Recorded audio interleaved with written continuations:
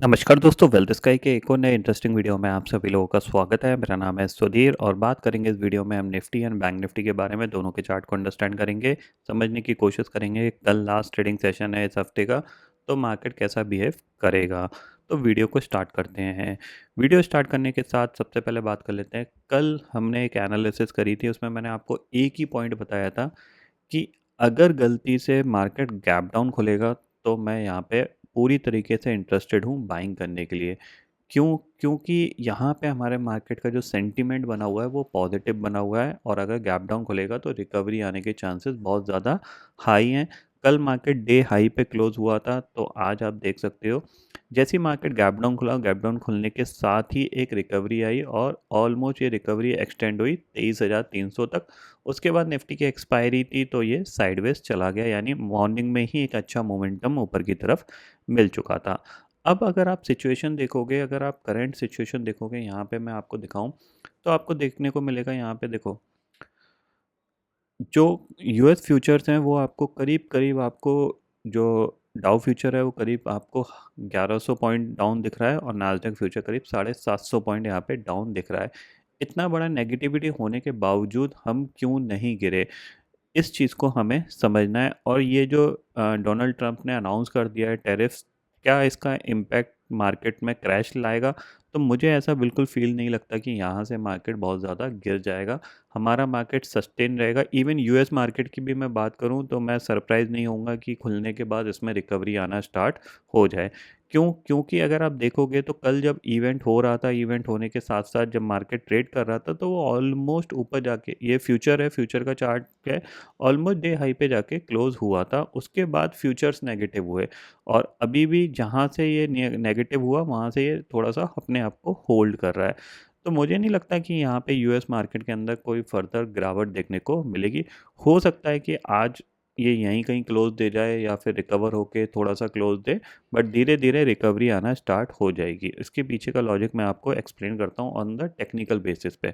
देखो, ठीक है, सबसे पहले हम देखो यहाँ पे, अगर आप बिटकॉइन का चार्ट देखोगे तो अगर आप यहाँ पे देखो, बिटकॉइन ने अपने आप को होल्ड कर लिया, ठीक है ना।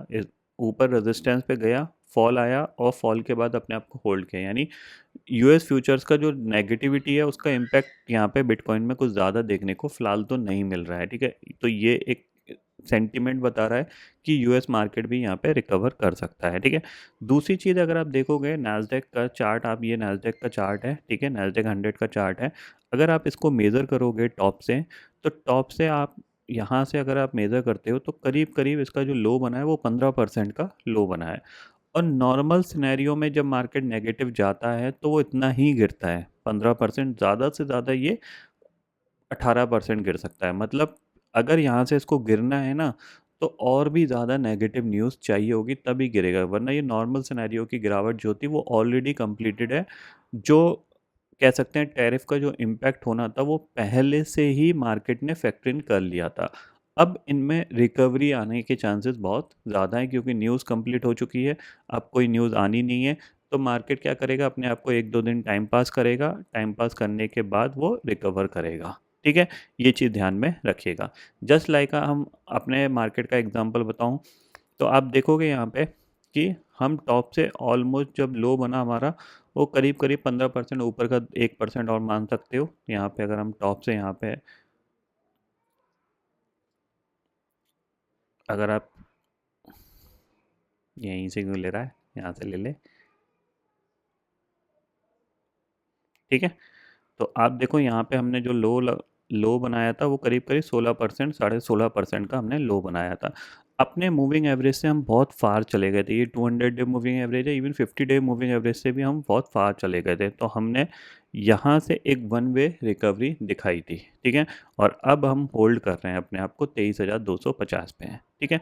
अब सेंटीमेंट वाइज आपको यहाँ पे समझना है कि मार्केट यहाँ से ऊपर कब जाएगा और अगर मेरे को शॉर्ट करना है तो कौन से लेवल पे शॉर्ट करूंगा जिसके नीचे मेरे को शॉर्ट में ही रहना चाहिए और कब मेरे को बाइंग साइड पे रहना चाहिए, ठीक है। सिंपल सी चीज़ है। अगर आप देखोगे यहाँ पे बैंक निफ्टी का चार्ट मैं आपको सबसे पहले दिखाता हूँ। आज हमने रिकवरी देखी, निफ्टी ये और रिकवरी एक्सटेंड कर सकता था बट एक्सपायरी थी, एक्सपायरी की वजह से ये साइडवेज चला गया, ठीक है। बट बैंक निफ्टी आप देखो, बैंक निफ्टी का चार्ट कहाँ है, बैंक निफ्टी ये हमारा बैंक निफ्टी का चार्ट है। अब देखो बैंक निफ्टी जहाँ से खुला, जिस लेवल से खोला और डे हाई पे जाके ही बंद हुआ है, ठीक है। हालांकि बैंकिंग के लिए कोई नेगेटिव नहीं है, बट हाँ बैंक निफ्टी ने काफ़ी हद तक मार्केट को संभाला है। बट बैंक निफ्टी अगर आप देखोगे तो 200 डे मूविंग एवरेज को कंटिन्यूसली होल्ड करने की कोशिश कर रहा है। यहाँ पे इसने ब्रेक तो किया था, इस लेवल पे ब्रेक तो किया था, बट फिर इसने दोबारा से इसके ऊपर क्लोजिंग दे दी है। तो कहीं ना कहीं बैंक निफ्टी अपने आप को ऊपर के लेवल पे ही होल्ड कर रहा है। तो मुझे ऐसा लगता है कि निफ्टी भी धीरे धीरे ऊपर की तरफ मूव कर सकता है, ठीक है। अब निफ्टी के लिए हमारे पास क्या स्ट्रक्चर होना चाहिए, इसको हम समझते हैं। बैंक निफ्टी में हमारे पास कुछ ज़्यादा जगह नहीं है बाइंग करने के लिए, क्योंकि नीचे के लेवल पर मिलेगा तब भी बाय किया जा सकता है। जैसे आज के दिन में था, दोबारा नीचे आएगा तभी बाय बनता है यहाँ पे। बट निफ्टी के केस में जगह है। निफ्टी के केस में अगर आप देखोगे तो यहाँ पे सबसे पहले ये 200 डे मूविंग एवरेज है, इसको 50 डे मूविंग एवरेज लगा लेता हूँ। जब तक 50 डे मूविंग एवरेज ब्रेक नहीं होता तब तक हम इसको सेल साइड पे नहीं देखेंगे। क्यों? क्योंकि हो क्या रहा है यहाँ पे, प्राइस एक्शन किस तरीके से बन रहा है। यहाँ से वन वे रिकवरी आई, 50 डे मूविंग एवरेज को निकाला इसने, अब इसको ये रीटेस्ट कर रहा है, ठीक है। रीटेस्ट करके हो सकता है ये यहीं से ये घूम के ऊपर की तरफ जाने की कोशिश कर सकता है, जो कि ये 200 डे मूविंग एवरेज इस तरीके से बैंड हो जाएगा। तो मे बी 24,000 तक जाने की कोशिश करें यहाँ पे आगे आने वाले दिनों में। तो ये सिचुएशन यहाँ पे इम्पॉर्टेंट रहेगी।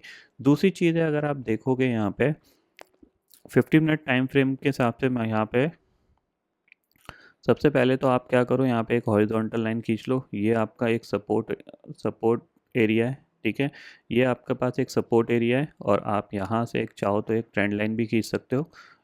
इस हाई से ये इस तरीके से आप ट्रेंड लाइन खींच लो, ठीक है। तो आपको सीधा सीधा सा एक पैटर्न बनता हुआ दिखाई दे रहा है यहाँ पे, और अभी ये इस चैनल के अंदर ट्रेड कर रहा है। तो हो सकता है यहाँ पे ये एक दो दिन इस चैनल के अंदर और ट्रेड करे, फिर ऊपर की तरफ इस तरीके से ब्रेकआउट दे सकता है।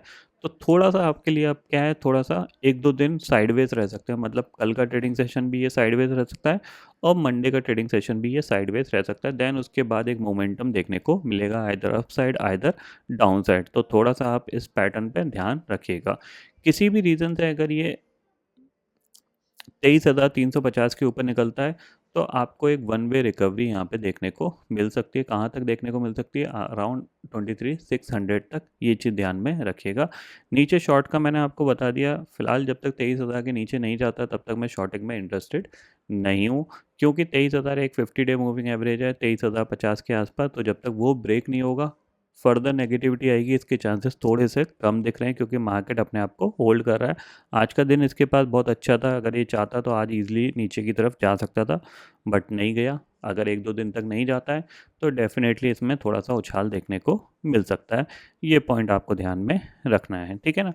तो जो भी लोग ये समझ रहे हैं कि मार्केट क्रैश हो जाएगा, मार्केट ये हो जाएगा, देखो टैरिफ वगैरह का जो भी नॉर्मली क्या होता है, कंपनी अगर कोई भी प्राइस हाइक होता है, कोई भी टैरिफ लगता है, तो वो पास ऑन कर देती है कस्टमर को, ठीक है ना।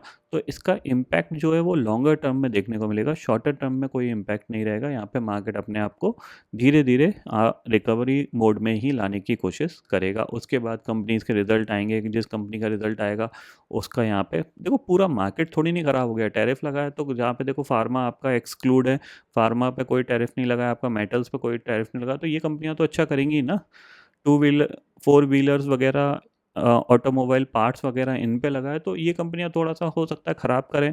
तो कहीं ना कहीं मार्केट को सपोर्ट देने के लिए कोई ना कोई तो अवेलेबल है ना। जैसे आज बैंक निफ्टी ने सपोर्ट दिया, ऐसे हो सकता है यहाँ पे फार्मा सपोर्ट करे, मेटल सपोर्ट करे, तो जिससे निफ्टी दोबारा से अच्छे मोड में ऊपर की तरफ जा सकता है।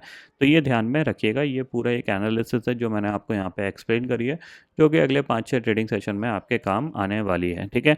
अगर हम आज की बात करें तो निफ्टी को छोड़ के ऑलमोस्ट हमारे सारे इंडेक्स करीब करीब हरे निशान में ही बंद हुए हैं, ठीक है ना। थोड़ा सा मिड कैप सेलेक्ट को छोड़ दें, उसके बाद सारे इंडेक्स हमारे हरे निशान में ही बंद हुए हैं। तो ये इंडिकेट कर रहा है कि कहीं ना कहीं हमारे लिए जो उतना ज़्यादा नेगेटिव नहीं है जितना हम सोच रहे थे।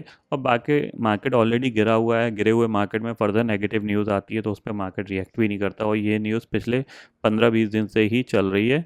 अब अनाउंस हो गया है, अब मार्केट अपने आप को एक स्टेबल करके धीरे धीरे रिकवर करने की कोशिश करेगा। देखते हैं कल क्या होता है। कल के लिए जो इम्पोर्टेंट है वो यही है कि 23,300 के ऊपर निकलते हैं या नहीं निकलते हैं, ये इम्पोर्टेंट रहेगा। ठीक है, तो आई होप दोस्तों ये पर्टिकुलर वीडियो आपको समझ में आ गया होगा। दोस्तों फिलहाल इस वीडियो में इतना ही है। आई होप ये वीडियो आपको पसंद आएगा। वीडियो पसंद आता है तो लाइक और शेयर ज़रूर करिएगा और चैनल को जो सब्सक्राइब कर लीजिए, क्योंकि मैं सुधीर लेके आता रहूँगा हर दिन आपके लिए नए नए वीडियो। इसी के साथ शुक्रिया दोस्तों, जय हिंद।